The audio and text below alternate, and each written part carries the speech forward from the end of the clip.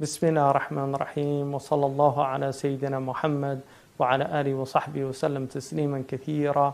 Ramadan Mubarak. May Allah subhanahu wa ta'ala give all of you a blessed Ramadan. The Prophet sallallahu alayhi wa sallam was somebody who reminded us constantly of the importance of Ramadan, and this was a time when the Prophet sallallahu alayhi wa sallam, they said that he would tighten his loincloth. In other words, it was a time of hard work and endeavor, even though all of his life was hard work and endeavor.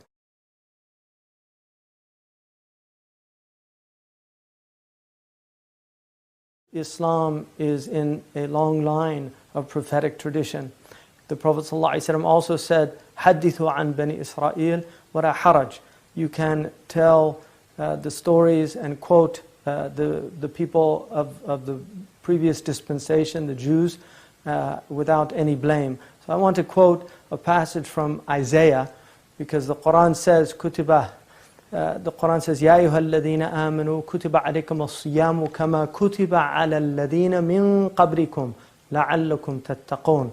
That fasting has been prescribed for you just as it was prescribed upon those who preceded you. The Jews, the Christians, and all the other dispensations that came before had fasting as a spiritual practice. So I want to quote from Isaiah about fasting in 58 verses 6 and 7.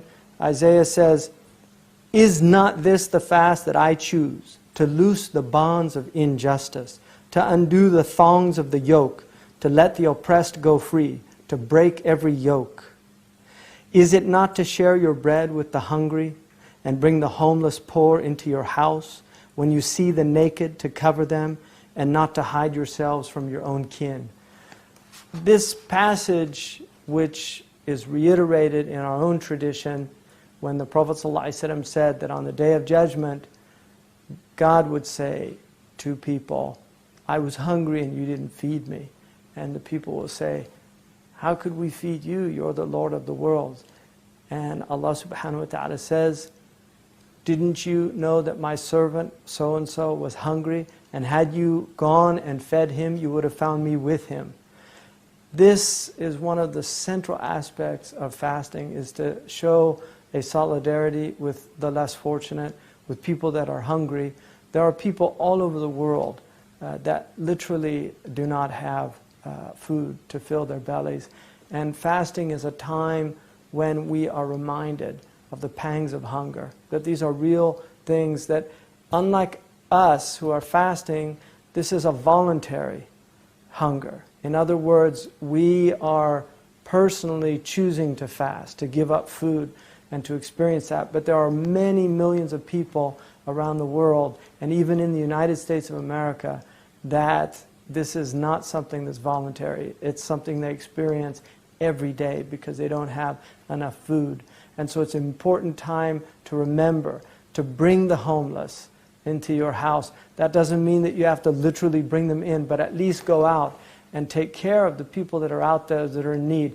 One of the things that we're witnessing right now is a collapse of Western capitalism. We're seeing a collapse of the economic system. This economic system is based on greed. It's based on the idea that every man for himself, and it's falling apart. This is a time of immense transformation, and Ramadan is a time of transformation. It's a time when we can actually reassess our lives, reprioritize, looking at the important things in our life. And one of the most important things is, what are we doing here? The Quran asks all of us a question, فَأَيْنَ تَذْهَبُونَ? Where then are you going? And this is a question that we all have to ask ourselves. Where are we going as individuals? Where are we going as families? Where are we going as a society? Our society in the United States of America, and this is where I reside, this is where we have a large Muslim community, our society right now is in a crisis. But a lot of the crises is a direct result of misguided priorities, of people that put everything into themselves and forgot about the others. When you begin to give up self-interest and think of the common weal, God will take care of your self-interest. But when you focus on your self-interest and forget the common weal, God will cause you to even forget your own self-interest. Nasallah فَأَنْسَاهُمْ أَنفُسُهُمْ. They forgot God, so God caused them to forget themselves. In other words, their priorities were all wrong. When God is at the center of your priority in life, you are at the center of Allah subhanahu wa ta'ala's providential care. But when you displace God and put substitutes for God in place of God, then you fall on the rung of the centrality of His providential care. And this is why Allah subhanahu wa ta'ala promises, إِن تَنْصُرُ اللَّهِ يَنْصُرْكُمْ. If you help God, God will help you. إِذْ قَالَ عِيسَى بْنُ مَرْيَمَ مَنْ أَنصَارِي إِلَى اللَّهِ قَالَ الْحَوَارِيُّونَ نَحْنُ أَنصَارُ اللَّهِ. When Jesus, the son of Mary, said, who are the helpers? Who are my helpers for God? And the disciples said, we are the helpers of God. فَآمَنَتْ طَائِفَةٌ مِّن بَنِي إِسْرَائِيلَ. So a group of the Bani Israel believed in what Jesus was saying. But the word that they used, مَنْ أَنصَارِي, who are my helpers? إِلَى اللَّهِ, to God, to doing the work of God. People ask, skeptical people, atheists, people that have forgotten about God, they ask the question, where is God? How can God allow all of this suffering in the world? But the real question is not where is God, it's where are the helpers of God? Where are the people of God? Where are the people that have the resources, that have the willpower, that have the experience and the ability to transform the world and to be literally ansar, to be helpers for God? That's the question. It's not where is God. God is there. God has always been there. God has never been absent. But the question is, where are we? Because just as people can say, where is God? God has every right to ask, where are you? Where are you? And that's really what this month is about. It's about asking, where is your heart? Where is your heart? Is your heart with God? Is your heart with your own ego? Is your heart with your lust? With your passion, with your greed, with your pride, with your envy? Is it with your resentment? Is it with your desire for revenge? Where is your heart? That's the question this month is asking us. Where is your heart?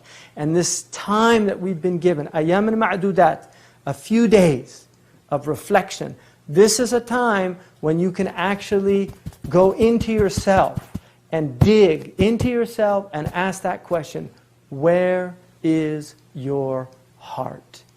Because, like Sayyidina Ali said, a man lies hidden under his tongue. A man lies hidden under his tongue because the tongue expresses what's in the heart. Man ahabba shay'an akthara min dhikrihi. Whoever loves a thing does much remembrance of it. If you love Allah, God is on your tongue. If you love the world is on your tongue. That's the question. Where is your heart? This is a time to return to God, to give the heart back to the one who possesses the heart. God is the possessor of the hearts. The hearts are between the hands of the Rahman. Allah subhanahu wa ta'ala has placed the hearts in His providential care. So we need to give our hearts to Allah subhanahu wa ta'ala and to restore the centrality of God in our lives. That's the blessing of Ramadan. These are few days, they pass quickly. Take advantage of it. My advice to myself and to all of you, take advantage of these days. They're beautiful days, they're incredible days. They're days of longing, they're days of yearning, they're days of night calling, they're days of Quranic recitation. This is the time to get close to God. God is nearer to us than our carotid artery. Allah subhanahu wa ta'ala is nearer to us than our carotid artery, than our own consciousness. And this is a time when we can actually become more and more aware of that, of the nearness of God. God is near. Allah is qareeb. God is near. And this is a blessed month. So my advice to myself and all of you, take advantage of this month. Look at your life. What are you doing in your life? What are the priorities of your life? Ask yourselves that question. Where is my heart? Ask that question. Where is my heart? Because the heart belongs to Allah subhanahu wa ta'ala. The heart is God's. And that's what Allah subhanahu wa ta'ala says. أَفَلَا يَتَدَبَّرُونَ الْقُرْآنَ أَمْ عَلَى قُلُوبٍ أَقْفَالُهَا. Don't they reflect on this book? This is a month of reflecting on the book. Or are their hearts sealed? Are there locks upon their hearts? Where is your heart? The key to opening your heart is turning to Allah subhanahu wa ta'ala. The key to opening your heart is turning to Allah subhanahu wa ta'ala. Allah will open your heart. That's the fath from Allah. Allah is al-fattah, the opener. He is the one that opens the hearts. He is the one that allows that light of revelation to come into your heart, to flood your heart, and to give the gifts and blessings that come with iman in Allah subhanahu wa ta'ala. Let the cynics scoff. Let all the skeptics have their doubts. On the Day of Judgment, everything becomes clear. Everything becomes clear. That's what we believe in. We believe in the Day of Judgment. We believe in Doomsday. This is preparation for that day. That's what we're doing. And may Allah subhanahu wa ta'ala inshallah give you a blessed Ramadan. May He give you a Ramadan of lights, of openings. May Allah subhanahu wa ta'ala give you the sweetness of the book of Allah on your tongues. May Allah subhanahu wa ta'ala open up the meanings of the Quran for you. May Allah subhanahu wa ta'ala inshallah open up the floodgates of your generosity. May you remember the poor. May you remember the needy. May you remember those people that are less fortunate. And may Allah subhanahu wa ta'ala inshallah give you all a seal with the last words that we say in this life. أشهد أن لا إله إلا الله وأشهد أن محمدا عبده ورسوله صلى الله عليه وسلم وجزاكم الله خيرا. May Allah subhanahu wa ta'ala reward all of you and give you the blessing of this month. Wassalamu alaikum wa rahmatullahi wa barakatuh.